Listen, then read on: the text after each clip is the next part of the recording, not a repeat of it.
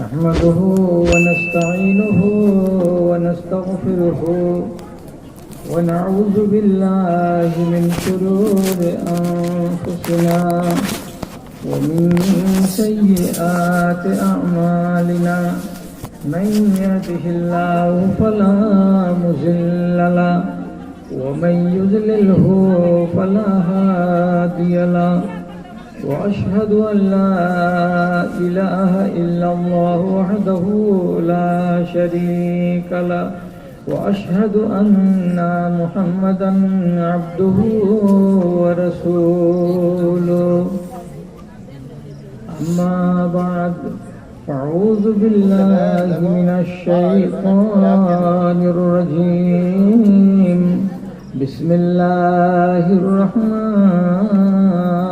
الرحيم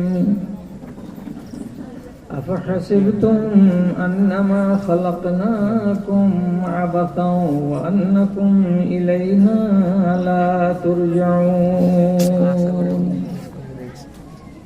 وقال الله تبارك وتعالى إنا إلينا إيابهم ثم إنا علينا حسابهم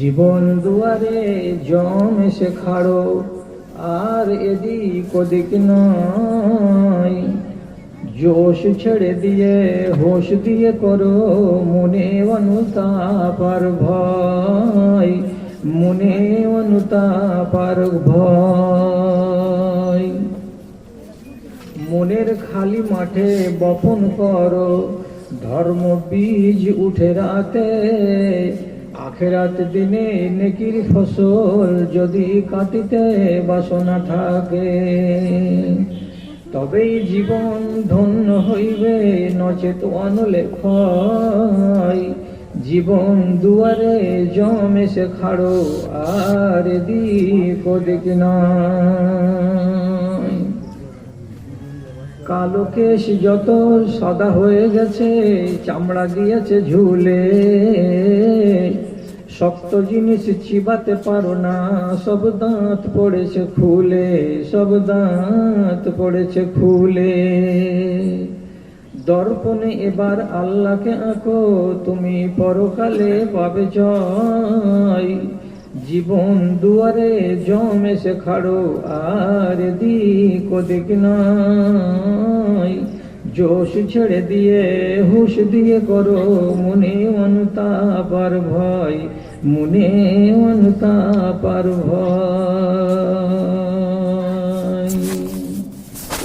শ্রদ্ধেয় সভাপতি সাহেব, সমবেত এই গ্রাম তথা পার্শ্ববর্তী অন্যান্য গ্রাম থেকে দিনের দরদকে বুকে নিয়ে ইমানি জজবাকে সাথে নিয়ে আগত আমার ইসলাম দরদি ভাই বন্ধুরা তথা মজলিসের এক পাশে শান্তশিষ্টভাবে বসে থাকা অবলা সরলা স্নেহের মা ও বোনেরা, আল্লাহর শুকরিয়া আদায় করি যে আমরা দীর্ঘদিন এইভাবে আমরা কেমন যেন একটা বন্দি জীবন গত করে আস্তে আস্তে যেন কি স্বাধীনতার দিকে এগিয়ে যাচ্ছি, মুক্ত আকাশের দিকে, মুক্ত বাতাসের দিকে।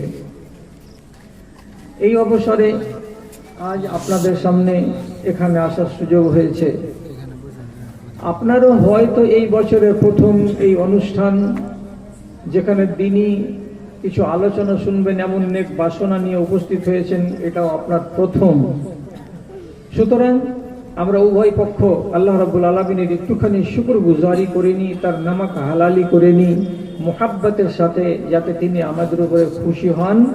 একবার নিজের ঠোঁটকে নাড়িয়ে বলে নিন আলহামদুলিল্লাহ। তারপরে তার প্রেরিত রাসূল, মানব কুলের শ্রেষ্ঠ মানব, নবী কুলের শিরোমণি, বিপ্লবী জননেতা হযরতে মুহাম্মদ মুস্তাফা সাল্লাল্লাহু আলাইহি ওয়াসাল্লামের উপর শত সহস্র দরুদ ও সালাম নাজিল হোক। আল্লাহুম্মা সাল্লি আলাইহি আল্লাহুম্মা বারিক আলাইহি। বিরাদরান ইসলাম, আপনাকে শুনতে যেন ভারী না লাগে, আমি আপনাকে আজকে আমার জন্য যে বরাদ্দ সময়, খুব লম্বা চওড়া সময় নয়, আমি একটু দুর্বল মানুষ বলে, তো এই কাছাকাছি 1.5 ঘন্টা সময়, এর ভেতরে অল্প একটু সময় আপনাদের দিকে হাত বাড়াতে হবে বলে মোট সময় এখানে আমি আপনাকে 20টি হাদিস আজকে শোনাবো এবং 6খানি অন্তত আয়াত। আপনি বলবেন এতটি হাদিস কি করে এই সংক্ষিপ্ত সময়ের ভেতরে বলেই শেষ করবেন? আর বলবেন তো কিভাবেই বা বলবেন? আমি ছোট ছোট করে বলবো এবং কথাগুলো যেন আপনার বিবেকের কাছে এসে একটু জায়গা পায় এবং প্রত্যেকটা কথার শেষখানে যেন জিজ্ঞাসা চিহ্ন থাকে।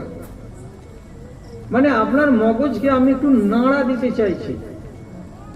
এই বিষয়ের উপর দিয়েই কিছুটা কথা আপনাদের সামনে বলবো, খুব লম্বা করে নয়, ছোট ছোটই বলবো এবং এই কথা কয়টাকে ইনশাআল্লাহ সময়ের ভেতরেই বলে শেষ করে নেব।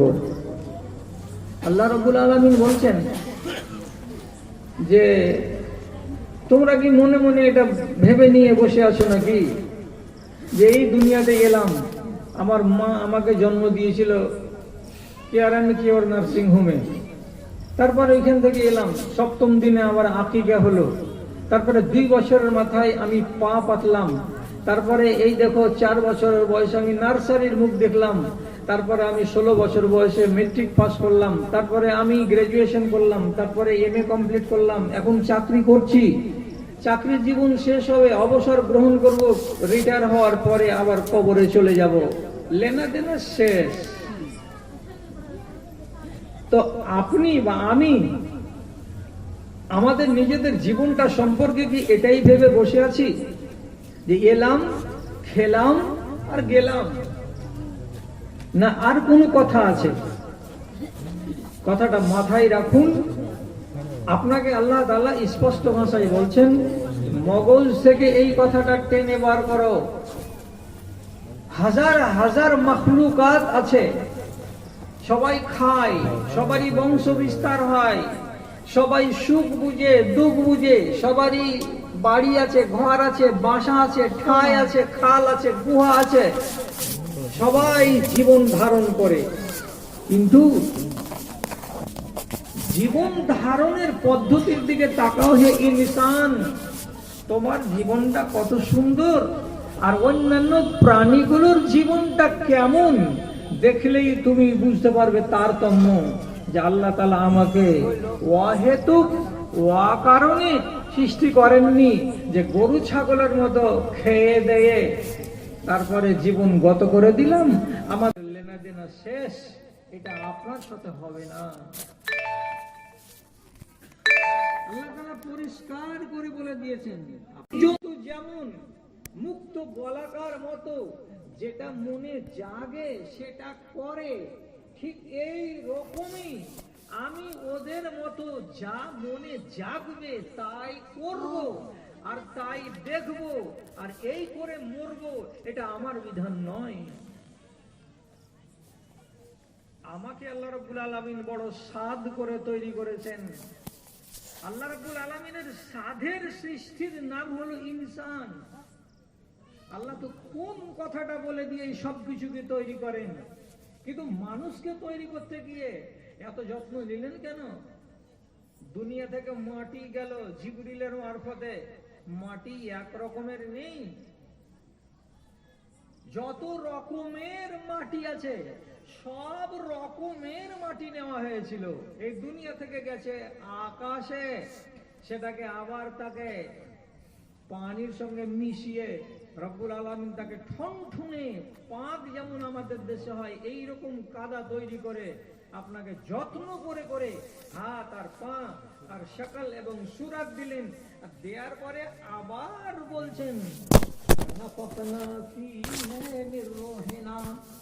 আমার কাছে যতগুলো আত্মা রাখা আছে, যতক্ষণ আত্মা সঞ্চারিত না হয় তখন দেহ নড়ে না। আমি সেই আত্মাগুলো একটা উঠালাম আর উঠার পরে আদমের দেহের ভেতরে সঞ্চারিত করে দিলাম।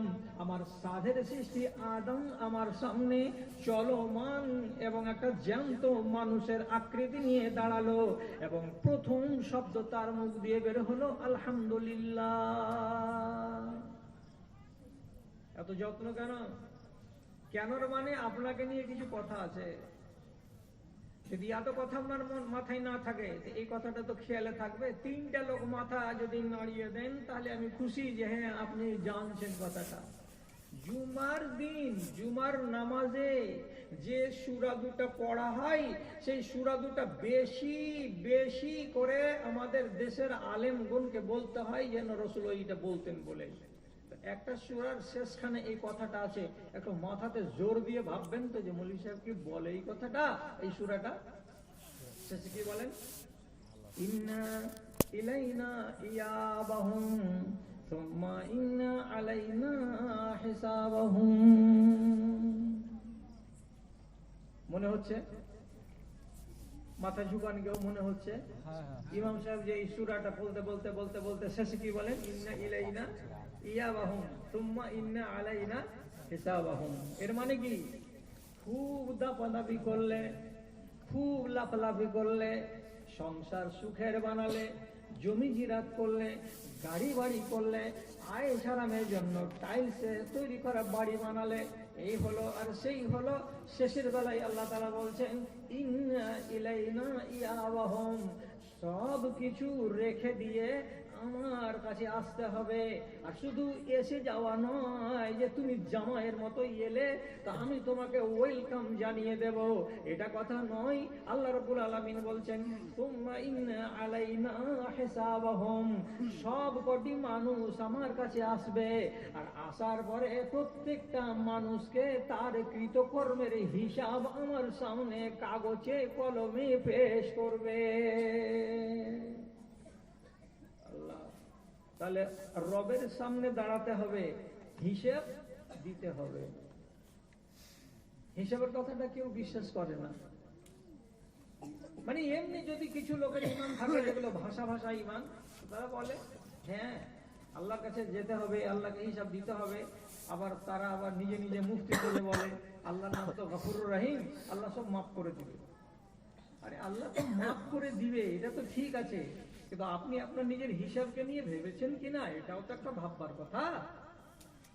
আব্দুল্লাহ বিন মাসউদের মতো সাহাবী, নেককার, দিনদার, আল্লাহওয়ালা, পরহেজগার, একদিন কোরআন মাজিদ পড়ছেন, ওনার পাশে বসে বসে কিছু লোক শুনছে কোরআনের তিলাওয়াত। পড়তে পড়তে পড়তে পড়তে উনি এক জায়গাতে গিয়ে একটা আয়াত পড়লেন। আয়াতটা আমি পড়ছি, আমার দিকে খেয়াল করুন। ইয়াউমা ইয়াকুমুন নাসু লিরাব্বিল আলামিন। তরজমা, যেদিন মানুষগুলোকে আল্লাহ রাব্বুল আলামিনের সামনে মুখোমুখি হয়ে দাঁড়াতে হবে হিসেব পেশ করার জন্য। তার জিন্দেগিতে কি করেছে কি না করেছে, তার আয় বয়গুলো পেশ করার জন্য, আল্লাহর সামনে হিসেব দেওয়ার জন্য তাকে দাঁড়াতে হবে। একটা নেককার সাহাবী, আমলে পরিপূর্ণ যাদের জীবন, তো সেই লোকটা এই আয়াতটাকে পড়ে নেওয়ার পরে আর এগিয়ে যেতে পারছেন না। পরের আয়াতটা পড়তে হবে, আর পড়ছেন না। লোকেরা সবাই অবাক হয়ে দেখছে আর বলছে বা পরের আয়াতটা পড়ছেন না কেন, পরের আয়াতটা পড়ছেন না কেন। তো বড় চেষ্টা করে আবার যদি পড়লেন তো ওইটাই, ইন্না ইলাইনা ইয়াবাহুম সুম্মা ইন্না আলাইনা হিসাবাহুম, 3 বার করে পড়ছেন। এর মানেটা কি? নিশ্চয় আমাকে আমার রবের কাছে প্রত্যাবর্তন করতে হবে এবং আমার রবের সামনে মুখোমুখি দাঁড়িয়ে আমাকে হিসেব দিতে হবে। আমি কি কতখানি যোগ্যতা রাখি, আমার বুকে কি সেই রকমের পাটা আসে যে আমি আমার রবের সামনাসামনি মুখোমুখি দাঁড়িয়ে হিসাব দিতে পারবো। এই কথাটা যখন মনের ভেতরে জাগ্রত হলো, শরীরটাতে ভয় ঢুকে গেল, আর মনের ভেতরটা এত ভারাক্রান্ত হলো যে তিনি চিন্তিত হয়ে গেলেন, আর কোরআন মাজিদ পড়তে পারলেন না। সেদিনের মতো কোরআন মাজিদ পড়া বন্ধ করে দিলেন। আল্লাহর সামনে দাঁড়াতে হবে, কথাটা কত ধাক্কা দিল ব্রেনে যে তিনি আর কোরআন মাজিদ সেদিন পড়লেন না। আপনার মতো সিধা সাদা একটা লোককে যদি হঠাৎ একটা সিভিক পুলিশ এসে একটা নোটিশ আপনার বাড়িতে দিয়ে দেয় আর দিয়ে বলে ইংলিশ বাজার থানার বড় বাবু আগামী 16 তারিখ আপনাকে ডেকেছে বেলা 10টার সময়, আপনি নিজে ইমানদারের সাথে বলুন যে আপনার ভেতরটা এইরকম এইরকম করবে না করবে না। আমাকে কেন বড় বাবু ডাকলো? থানায় যাওয়া এ কি ভালো মানুষের কাজ? না ভালো মানুষেরা কেউ এখানে ডাক দেয়? আচ্ছা, থানার সামনে যেতে গেলে যে লোকগুলোর মুখোমুখি আমাদেরকে বসতে হয়, তারা কি আপনার আর আমার ইজ্জত রেখে, সম্মান রেখে, মান মর্যাদা বিচার করে কথা বলবে? না আপনার সাথে কথা বলবে মনে হবে যে তার আমরা গোলাম, অধীনস্থ, এইরকম করে কথা বলবে? যার হাতে শাসন ক্ষমতা আছে, যার হাতে পাওয়ার আছে, এরা কোনোদিন অত মুসলমানের আদর করে, যত্ন করে আর সম্মান করে কথা বলে না। দারোগার নাম শুনতে গেলে আপনার ভেতর যেমন এইরকম করে, কি ব্যাপার রে, কেউ কোনো কথা আমার বিরুদ্ধে লাগিয়ে দিল নাকি রে, কি ব্যাপার, আমার কি কোনো আসামির খাতায় নামটাম চলে গেল নাকি রে, ই হলো নাকি সে হলো নাকি রে। আপনার ভেতরটা 12 আর 14 আর 17 আর 15 করতে থাকবে। ভিতরে ভয় হবে না যে তার মুখের সামনে আমাকে দাঁড়াতে হবে কৈফিয়ত দেওয়ার জন্য? ও তো আমাকে খেতে দেয়নি, তাহলে ওর সামনে দাঁড়াতে এত ভয়। ও তো আমাকে জামা কাপড় দেয় না, তাহলে ওর সামনে আমাকে দাঁড়াতে এত ভয়। ও তো আমার কোনোদিন সুখে দুঃখের খোঁজ খবর নেই না, তার সামনে আমার দাঁড়াতে যদি এত ভয়, তাহলে আপনি এবার নিজের সবকটি হিসেব করুন যে জমিনের উপরে চলেছেন আপনি, সে জমিন কে বিছিয়েছেন? বলেন আল্লাহ।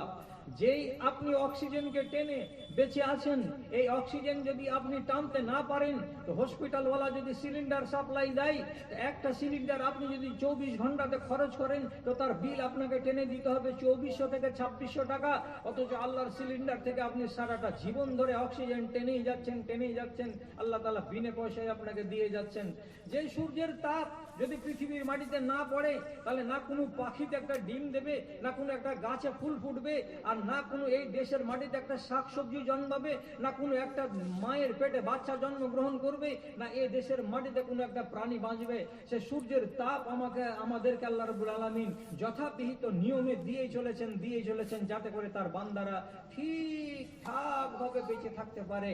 তো যে খেতে দিয়েছে, যে পড়তে দিয়েছে, যে আয়েশ আরামের ব্যবস্থা দিয়েছে, সেই আল্লাহ রাব্বুল আলামিনের সামনে যদি আমাকে হাজিরি দিতে হয়, তো এর সামনে আপনাকে দণ্ডায়মান হওয়ার কথা বলতে গেলে তখন কেন আপনার ভয়ে অন্তরটা কেঁপে উঠে না?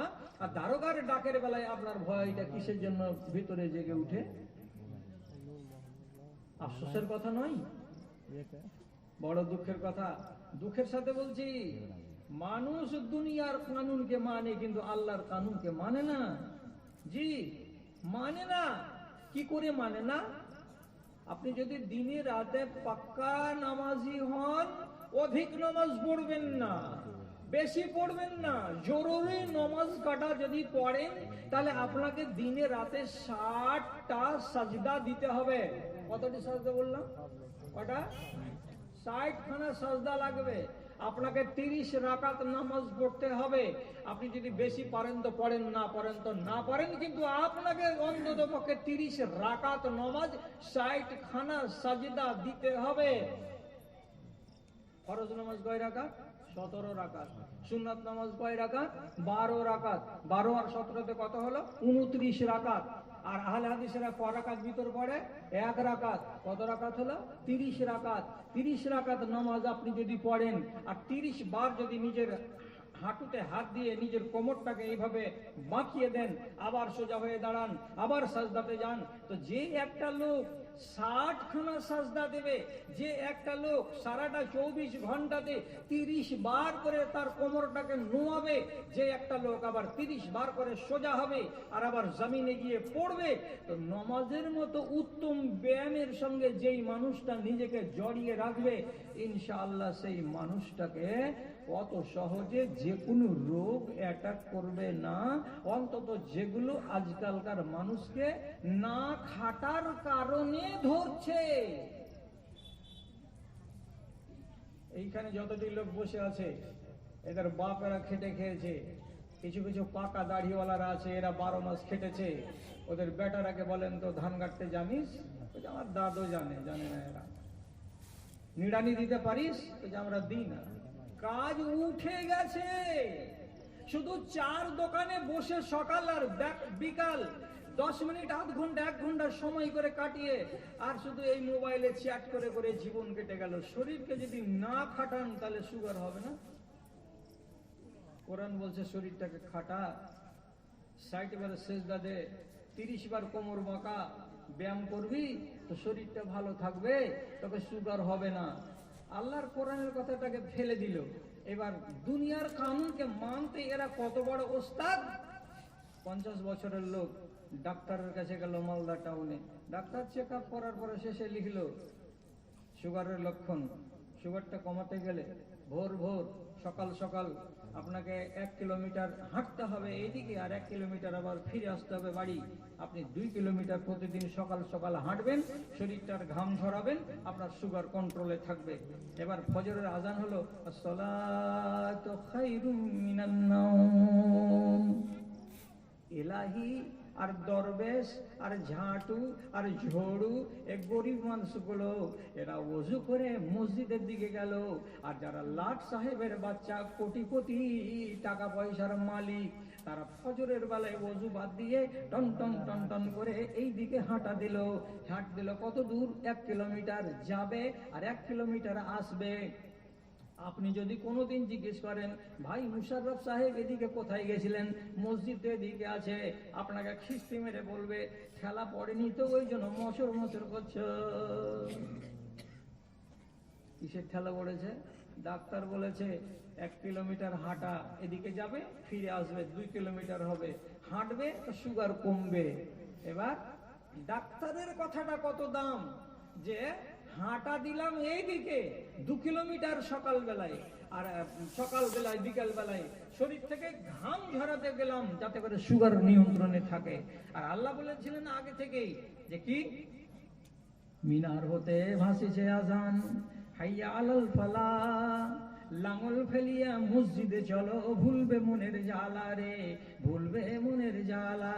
আওয়ারা মনের হিসেব করো কষে, পায়েতে লাগাও রসা, হাই রে মানুষের মিটিল না আশা, মানুষের মিটিল না আশা। দুনিয়ার কানুন মানতে ওস্তাদ, আল্লাহর কানুন মানতে কেউ রাজি নেই। এই কানুন কোরআন মাজিদে সূরা মাইদাতে আল্লাহ তাআলা 1450 বছর আগে নাজিল করে দিয়েছেন। সেই কানুন আজ এই মুসলমান মানে না। আবার একদিন এমন চলে আসবে যখন ডাক্তারের কাছে ব্লাড টেস্ট করাবে, শেষের বেলায় প্রমাণ হবে আপনি কি নেশা করেন? জি করি, এটা অভ্যাস ছিল। বলছে নেশা করবেন না। নেশা করতে গেলে আপনার লিভার শেষ হয়ে যাবে।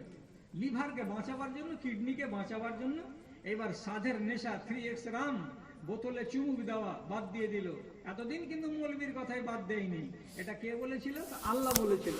আল্লাহ থেকে গেল। এবার যখন ডাক্তার বাপ বলল তখন সব নেশা ছেড়ে দিল। দাঁতের শেষে বিষ হচ্ছে, দাঁতের ডাক্তার দেখলো, আরো কে দেখলো, শেষের বেলায় দক্ষিণ ভারতে গিয়ে যদি ট্রিটমেন্ট করছে বলছে ক্যান্সারের লক্ষণ। তুমি তো পান বিড়ি খাইনি, জলটা কিছু খাও কি? তো বলছে খাও কি নাই, কি কি জিনিস আছে নাম করেন, দেয়া বলেন। কোনটা খাই না? সবই খাই, সব খাই। তো যে লোকটা এতগুলো জিনিস খাই, আর একে আমি আর আমার মতো একটা মৌলবি বলে বলে বলে বলে বলে বলে একে থামাতে আমি পারিনি। ডাক্তার যেমনি বলবে তোমার দাঁতের এই মাথাতে এই জিনিস হয়ে গেছে, অতএব এগুলো ছাড়ো। তখন বাড়ি এসে পরহেজগারের বেটা পরহেজগার সেরে গেল।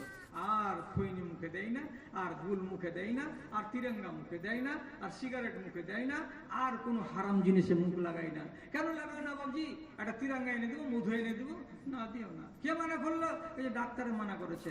আমি যদি রাগ করে বলি ডাক্তার কি তোর বাপ হলো? ওর কথা শুনে নিলি? আর আল্লাহ রাব্বুল আলামিন রুজির মালিক, তোমাকে সব সুখের মালিক সুখ দিয়েছেন, আর তিনি 1450 বছর আগে বললেন এইগুলো থেকে নিজেকে বিরত রাখো। কই শুনলেন? 60 বছর বয়স আমি পার করে দিয়েছি, আপনাকে রঙের ওয়াজ শোনাবো এই বয়সে? পয়গম্বর দুনিয়াতে কেন এসেছিলেন? মুসা সম্বন্ধে আল্লাহ তাআলা কোরআনে বলছেন, আন আখরিজ কওমাকা মিনাজ জুলুমাতি ইলান নূরে। এ মুসা, তোমাকে আমি এই জন্য পাঠালাম যাতে করে এই মানুষগুলোকে হাত ধরে ধরে অন্ধকার থেকে টেনে আলোর দিকে নিয়ে আসো। এরা ডুবে গেল অন্ধকারে, অতএব এই অন্ধকার থেকে তোমাকে টেনে বের করে আনতে হবে তোমার জাতিকে আলোর দিকে। আর আলোর দিকে যদি না আসে তাহলে এদের আখিরাত বরবাদ হয়ে যাবে। মুসাকে আল্লাহ তাআলা এই জন্য পাঠালেন, নবীকে আল্লাহ তাআলা কেন পাঠালেন? লিতুখরিজান নাসা মিনাজ জুলুমাতি ইলান নূরে।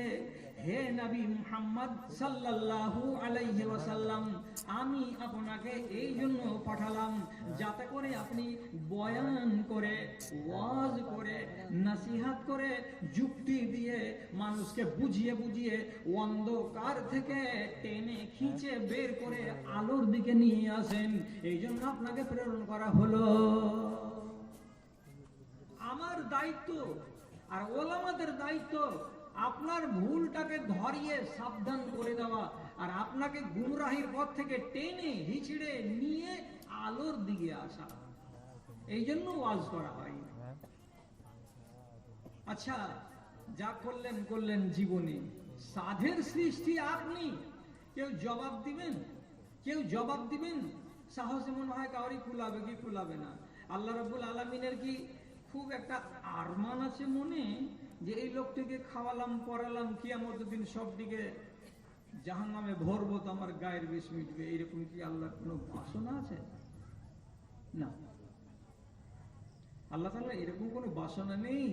কসম আল্লাহর বলছি, আল্লাহর একটা বান্দা জাহান্নামে যাক আল্লাহ রাব্বুল আলামিন এটা চান না, আল্লাহর এটা ইচ্ছাই নয়। আমার সাধের তোরা তৈরি, আমার সাধের সৃষ্টি, আর তোকে আমি জাহান্নামে দেব কি করে? বুঝবো কি দিয়ে? তো শুনেন, যুদ্ধের ময়দানে মানুষের ভিড়ে একটা মেয়ে ছেলে 2 বছরের একটা বাচ্চা হারিয়ে গেছে। কোথায় যে এদিক ওদিক হয়ে গেছে বাচ্চাটা, তো ওকে আর খুঁজে পায় না ওর মা। পেরেশান পেরেশান হয়ে একবার ওকে জিজ্ঞেস করছে, হ্যাঁ গো, এদিকে একটা 2 বছরের ছেলে দেখলে না গো, একটু সামলা রঙের ছেলেটা এদিকে যেতে দেখেছো কি? না রে বাবা। ওকে যে বলছে, একটা ছেলে দেখোনি গো এদিকে গো? না রে বাবা, এখানে যাচ্ছে ছেলে দেখোনি? না রে বাবা। পেরেশান হয়ে চোখের পানি ঝরাচ্ছে আর কাঁদছে, হায় আমার ধন হারিয়ে গেল, হায় আমার ধন হারিয়ে গেল, এরকম করে কেঁদে বেড়াচ্ছে। আল্লাহ পাকের রাসূল সাহাবীদেরকে সামনে ডেকে বলছেন, এই আমার সাথীরা, এই মেয়ে ছেলেটার দিকে তাকাও তো, এই কাঁদছে কিসের জন্য? বলছি ওর ছেলে হারিয়ে গেছে তার জন্য। তাহলে আল্লাহ রাসূল এবার বলছেন, এই বাচ্চাটার উপরে তার মায়ের দরদ কতখানি আছে যে ছেলেটা হারিয়ে গেছে বলে তার মা আকুলি বিকুলি করে কেঁদে কেঁদে খুঁজে বেড়াচ্ছে। এই দয়াটা অনুমান করো তো আমার সাথীরা, মায়ের দয়া কতটুকু আছে, ইয়ারা কি অনুমান করবে? এইবার তখন রাসূল বলছেন, মার দয়া কতটুকু আছে যে ছেলেটা হারিয়ে গেছে বলে কেঁদে বেড়াচ্ছে ব্যাকুল হয়ে। তো এবার শুনো কি, ইন্না লিল্লাহি মিয়াতু রাহমাতিন, আল্লাহ রাব্বুল আলামিনের কাছে 100টা দয়া আছে, 100টা দয়া আছে। 100টা দয়ার ভেতরে একটা দয়াকে রব্বুল আলামিন হাতে করে তুললেন, আর তোলার পরে সেই দয়াটাকে কুটি কুটি কুটি করে, জাররা জাররা করে, ওয়ানু ওয়ানু করে, ভাগ করে করে করে করে আমার মাকেও দিয়েছেন, আপনার মাকেও দিয়েছেন, আপনার খালাকেও দিয়েছেন, আমার খালাকেও দিয়েছেন, আব্দুর রহমানের মাকেও দিয়েছেন, আব্দুল সাত্তারের মাকে দিয়েছেন। দুনিয়াতে যত মা আছে সব মাকে আল্লাহ রাব্বুল আলামিন ওই একটা দয়াকে ভাগ করে করে করে করে করে করে কিঞ্চিত কিঞ্চিত করে করে দান করেছেন। আর বাকি 99টি দয়া আল্লাহ তাআলা নিজের কাছে রেখেছেন, আল্লাহ নিজের গায়ে রেখে দিয়েছেন। তাহলে আল্লাহর গায়ে, আল্লাহর কাছে, আল্লাহর জাতে, আল্লাহর সত্তাতে 99টি দয়া আছে। তখন নবীজি বলছেন, ওরে আমার সাথীরা, এই মেয়ে ছেলেটি কি পারবে তার এই কোলের বাচ্চাটাকে এমনি করে ধরে এইভাবে আগুনে ছুঁড়ে ফেলে দিতে? বলো তো। বলছে না, কোনোদিন কোনো মা পারবে না। তাহলে তোমরাই বলো তো, একটা দয়াকে অনু অনু করে ভাগ করে কতটুকু মায়া তার মা পেয়েছিল যে বাচ্চাটাকে আগুনে ফেলতে পারবে না? তাহলে আল্লাহর কাছে যদি 99টা দয়া থাকে, তো সেই আল্লাহ তোমাকে আর আমাকে আর তোমার বাপকে আর তোমার মাকে কেমন করে জাহান্নামে ছুড়ে ফেলে দিবে? আল্লাহ আপনাকে জাহান্নামে ছুঁড়ে ফেলে দিতে রাজি নন।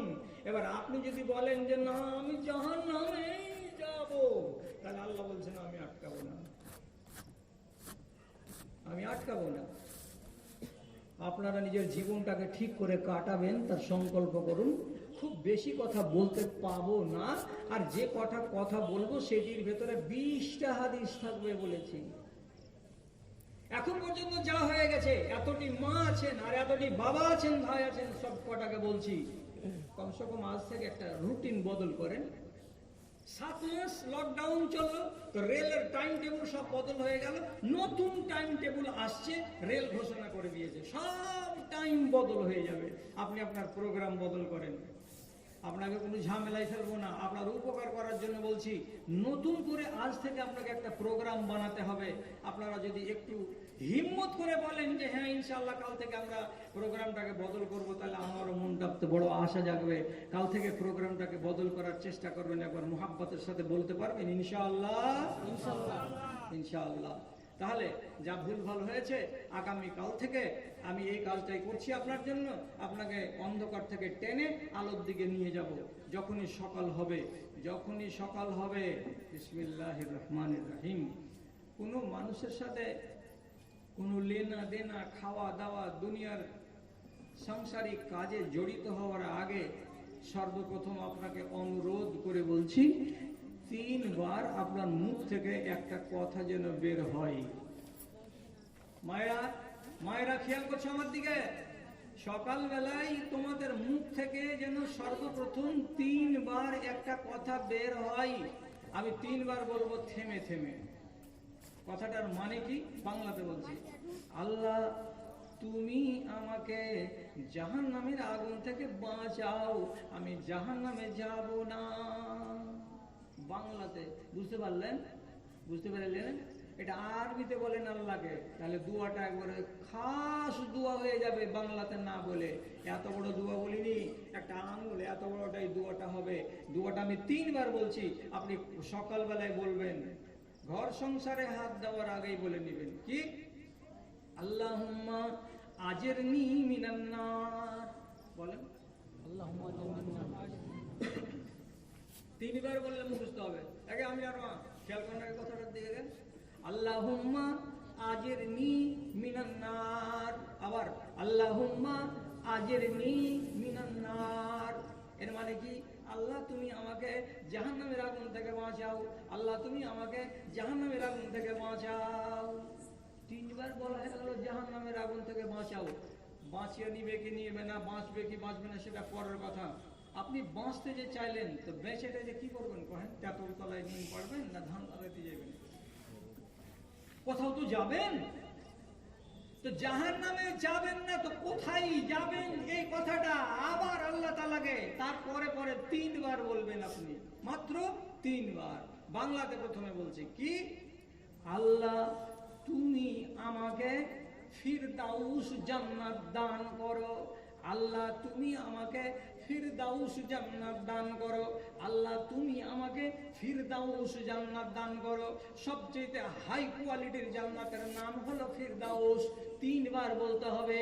বাংলায় বললে হবে তো কাদের হবে? যারা একেবারে অজ্ঞ নিরেট মূর্খ তাদের হবে, কিন্তু জীবন চলবে না। চেষ্টা করুন কথাগুলোকে শিখে নেওয়ার। আরবিতে আপনি বলবেন কবার? 3 বার। আল্লাহুম্মা ইন্নী আসআলুকাল জান্নাতাল ফিরদাউস। আবার বলুন, আল্লাহুম্মা ইন্নী আসআলুকাল জান্নাতাল ফিরদাউস। ভাই রুজিনা বল, আল্লাহুম্মা ইন্নী আসআলুকাল জান্নাতাল ফিরদাউস। কবার হলো? আপনি জান্নাত চেয়ে নিলেন, জাহান্নামে যাবেন না বলে নিলেন, আপনার সকাল হয়ে গেছে। কিন্তু এবার বলছে খেলা আরম্ভ। কি খেলা আরম্ভ হলো বলে সাহেব? সহি হাদিস বলছি, সহি হাদিস বলছি কি, ইজা ইস্তাজার আল আবদু মিনান নারে ফায়াকুলুন নার ইয়া রাব্বি আবদুকা ফুলান ইস্তাজারা মিন্নি ফাআজরহু। জাহান্নামের থেকে আপনি যখন মুক্তি চেয়ে নিলেন, তখন সেই জাহান্নামকে আল্লাহ রাব্বুল আলামিন কথা বলার মতো শক্তি দেবেন, তাকে মুখ দেবেন, জবান দেবেন। সেই জাহান্নাম আল্লাহ রাব্বুল আলামিনের সামনে মুখ দিয়ে আওয়াজ করে বলবে, মালিক আল্লাহ, বুরুজ পাড়ার দক্ষিণ মাথার হযরতের বেটা আয়েশ আলী সকাল বেলায় আজকে বলেছে 3 বার, আল্লাহ আমাকে জাহান্নামে দিও না, আল্লাহ আমাকে জাহান্নামে দিও না। 3 বার আমার কাছ থেকে পানা চেয়েছে। অতএব আমি জাহান্নাম বলছি, মালিক রে, এই লোকটা যেদিন মরে যাবে, আর মরে যাওয়ার পরে কিয়ামত হবে, কিয়ামতের পর যখন ফয়সালা হবে, সেদিন ওই লোকটাকে আমার বুকে দিও না, আমার বুকে দিও না, আমার বুকে দিও না। জাহান্নাম নিজে বলছে ওকে আমার বুকে দিও না। আপনার হয়ে কাজ শুরু হয়েছে না হয়নি? বলুন হ্যাঁ না না? শুরু হয়েছে না হয়নি? শুরু হয়েছে। আপনি কি বলছেন আর কোনো কথা? জাহান্নাম নিজে বলছে একা আমার বুকে দিও না, আমার পেটে দিও না, আল্লাহকে দিও না, ও যা আসবে না তো আমাকে দিও না। আবার জান্নাত বলছে, ইয়া রাব্বে আবদুকা ফুলানুন, হে রব্বুল আলামিন, অমুক গ্রামের অমুক ছেলেটা বারবার করে তোমাকে বলছে, আল্লাহ আমাকে ফিরদাউস দাও, আমাকে ফিরদাউস দাও। অতএব এই ছেলেটা যেদিন মরে যাবে, এই পাখিটা যেদিন মরে তোমার কাছে আসবে, রব্বে কারীম ওই লোকটার জন্য আমার কাছে জায়গা নিশ্চিত করে দিও, সেজন্য আমার বুকে এসে আয়েশ আরাম করতে পায়। কে বলছে? তো আল্লাহর জান্নাত বলছে। রব্বুল আলামিনের সামনে জান্নাত যদি বলে নিজের দাবির কথা, আল্লাহ তাআলা বলছেন শুনে নেব। জাহান্নাম যদি এসে বলে নিজের দাবির কথা, আল্লাহ তাআলা বলছেন শুনে নিব। আল্লাহ জান্নাতের কথা ফেলে দেবেন না, জাহান্নামের কথা ফেলে দেবেন না। বাহ, কি সুন্দর কথা। যদি মনে থাকে তাহলে তো আলহামদুলিল্লাহ, আর মনে যদি না থাকে তাহলে আর তো আমার কিছু করারও নেই। আমারও বয়স হলো, আর দ্বিতীয়বার মুলাকাত হবে কিনা আল্লাহ তাআলা ভালো জানে। এবার এইটি বলে নিয়েছেন, নেওয়ার পরে কি আপনি এবার ষাঁড় হয়ে যাবেন যে যেমন তাই করে বলবো? কাজের কথা তো মৌলবি বলেই দিয়েছে, আর সকালে তো বলেই নিয়েছি, আর ফের চিন্তা কিসের? তাই বলে আপনি যাহা ইচ্ছে তাহাই করে বেড়াবেন না। এবার সংসারে যখন হাত দিতে যাবেন, যেটা কাজ বলে আপনি করতে যাবেন, কাজটা করার আগে সর্বপ্রথম আপনাকে বলছি 2টা কথা মগজে অবশ্যই ভাসাবেন। একটা কথা হলো এই কাজটা করার আল্লাহর পক্ষ থেকে অনুমতি আছে, যে এই যদি থাকে তা আদেশ করো। আর যদি দেখা যায় আল্লাহর পক্ষ থেকে অনুমতি নেই, তাহলে এটা হলো নিষেধ। নিষেধ মানে করিও না। তাহলে যেটা কাজ করতে যাচ্ছেন করার আগে প্রথমে ভেবে নিবেন এটা আদেশ আল্লাহর না এটা নিষেধ আল্লাহর। আল্লাহ এটা করতে বলেছেন না আল্লাহ এটা আমাকে করতে বারণ করেছেন। আপনাকে নিজেকে ফয়সালা করে নিতে হবে।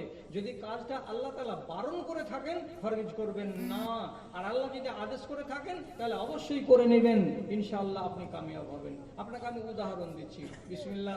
10-12টা লোক হ্যাঁ না বলেন, এত চুপচাপ ওয়াজ শুনলে হয় না। বাংলাদেশের শ্রোতাদের অভ্যাস আর বক্তাদের অভ্যাস হলো সব একই টাইমে মানে হাও হাও হাও হাও করে বকিয়ে নাও। আর আমাদের দেশে এইরকমের অভ্যাস নেই, ওই জন্য আমরা এত মানুষকে বকাই না। একটুখানি আপনারা জাগ্রত আছেন কিনা তা জানতে চাই। একটা লোক সকালবেলায় বেলা 8টার সময় চাটা খেয়ে দিয়ে এসে বাড়িতে নিজের বেসিনের সামনে দাঁড়ালো। বেসিন তো বুঝেন তো সবাই, বেসিন? হ্যাঁ, তো বেসিনের সামনে দাঁড়ালো, বড় আয়না লাগানো আছে। এবার একটা কোটা খুলে একটা ব্রাশ ওতে ডুবিয়ে মাখিয়ে এমনি এমনি করে গালে গোটা গালটাকে পাউডার মাখিয়েটা খেয়ে দিয়ে তারপরে ব্লেড লাগালো রেজারে, আর রেজারের ভিতরে লাগিয়ে দিয়ে এবার ছিলবার জন্য তৈরি হতে গেল। ওকে একবার বলছি আয়নাতে মুখখানে দেখে নিয়ে প্রথমে জিজ্ঞেস করো, আমার আল্লাহ হবে হাজা, আল্লাহ তোমাকে এইভাবে এই দিকে কেটে দেওয়ার আদেশ করেছেন? যদি বলে হ্যাঁ, ঝুড়ে দেন। যদি বলে না আল্লাহর পক্ষ থেকে অনুমতি নেই, তাহলে রুকে যান, ধুয়ে নেন পাউডারটাকে, কাটিয়েন না। বুঝা গেল কথা? বুঝা গেল কথা? বুঝা গেছে? এটা বুঝতে পেরে নিয়েছেন? তাহলে দেশেরটা কথা বলি কি, সকাল 8টা হয়েছে, আপনার গলিতে এসে লেবাররা ধান ঝরাবে, আমন ধান সব কাঁড়ি ঢেরি লাগানো আছে গলিতে। এখন আজকাল মেশিন হয়ে গেছে, মেশিনটা চলতে গেলেই ধান এইভাবে ধরে রাখতে গেলেই সব ঝরে ঝরে ঝরে ঝরে পড়বে। আপনি হলেন কে? তো গ্রামের কর্তা ব্যক্তি, একটা মান্যগণ্য মানুষ। আপনার গলিতে এবার লেবারেরা ধান ঝাড়া মেশিন লাগালো, আর ধান ঝাড়া মেশিনটা তো এমনি চলবে না, কারেন্টে দিতে হবে। এবার কারেন্ট বাড়ির মেন সুইচে না দিয়ে গলিতে যেটা পিলার ছিল ওই পিলারে এইভাবে বাঁশ দিয়ে হুকিং করে লাগিয়ে দিল। ধান ঝাড়া মেশিন হ্যার হ্যার হ্যার হ্যার হ্যার হ্যার হ্যার হ্যার করে চলছে। কতক্ষণ চললো? ঘন্টা 3 ধরে চললো। ধান মারলো, ঝাড়লো, আর ঝাড়া মারা ধান নিয়ে আপনি গলিতে উঠিয়ে নিলেন। একবার নিজে নিজে বলুন, আমাকে যেন বলতে না হয়।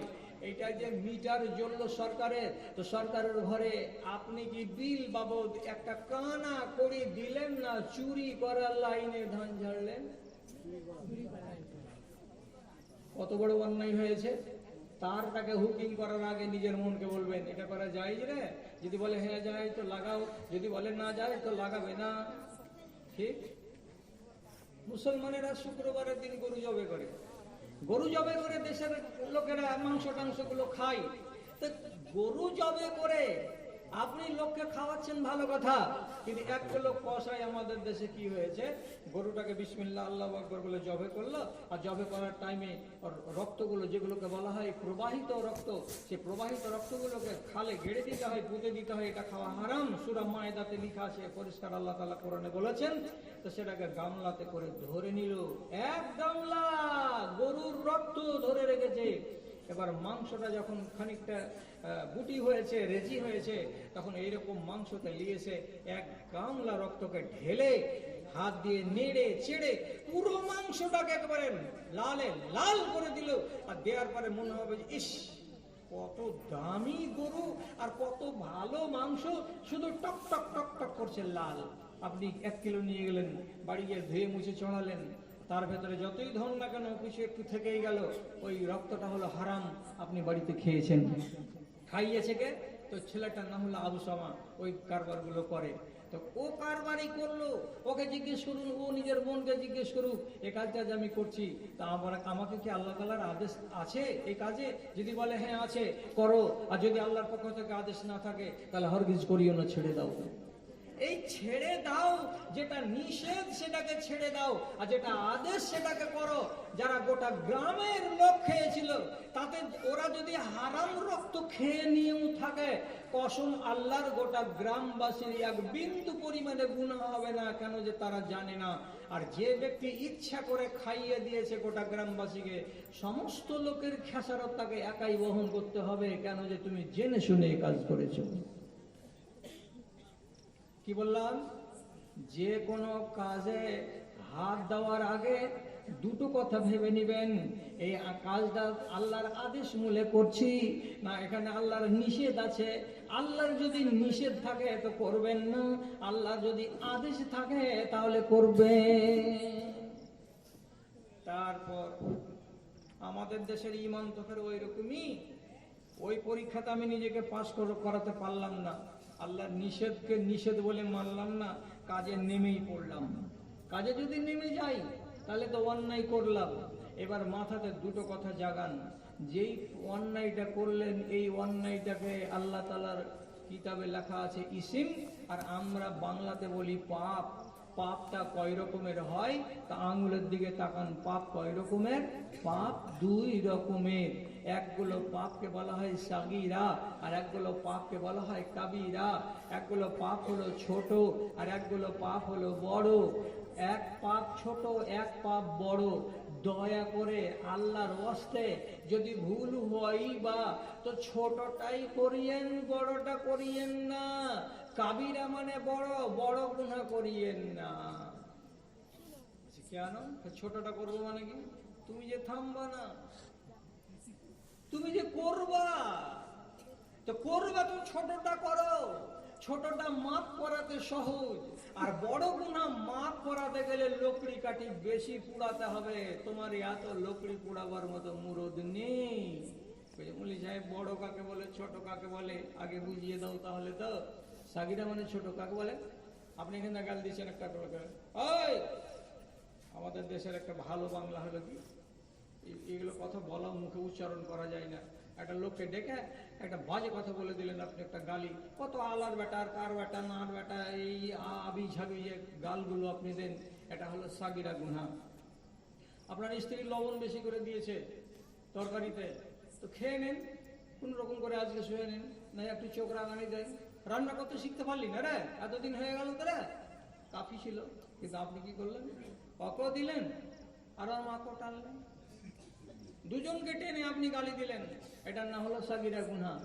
একটা কুকুর আপনার গলিতে শুয়েছিল, কোনো ক্ষতি করেনি, একটা ইট উঠিয়ে আপনি মারলেন ওকে জোর করে, লাগুক বা না লাগুক, আরামকে হারাম করে কাই কাই কাই কাই করে পালিয়ে গেল, এটা হলো সাগিরা গুনাহ। একটা গাছে পাখি বসেছিল, একটা ছেলে গেল গিয়ে এমনি করে একটা ঢিল ছুড়ে দিল, পাখিটাকে আরাম হারাম করে চলে গেল কোথায়, এখান থেকে সেখান, এটা হলো আপনার সাগিরা গুনাহ। একটা মেয়ে ছেলে বা 10টা মেয়ে ছেলে অভ্যাস যুগের খারাপ হয়ে গেছে, জালসা শুনতেছে, বাজারে ঘোরাফেরা করছিল, আপনার মতো ছেলে গিয়ে এই বালকগুলোর মতো যুবকগুলোর মতো কিছু ছেলে সুপরিকল্পিতভাবে হুড়ের ভেতরে ঢুকে গিয়ে একটা মেয়ে ছেলেকে হয়তো তার গায়ে ইচ্ছাকৃত লাগিয়ে দিল, কিংবা তার গায়ে হাত দিয়ে দিল, অথবা তাকে চুমু দিয়ে দিল।